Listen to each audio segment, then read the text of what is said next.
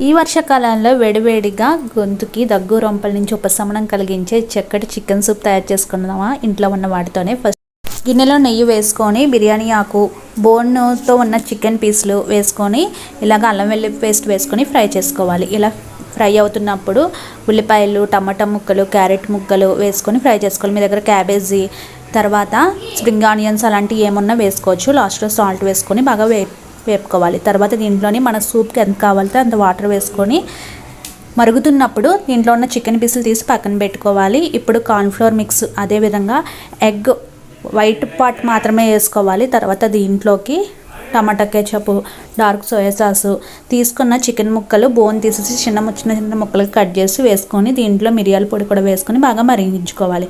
పైన ఉన్న నురగంతా తేలిపోయినప్పుడు అది తీసి పక్క తీసేయాలండి. క్లియర్ సూప్ అయితే రెడీ చేసుకోవాలి. లాస్ట్లో గరం మసాలా, కొత్తిమీర వేసి సర్వ్ చేసుకోవడమే.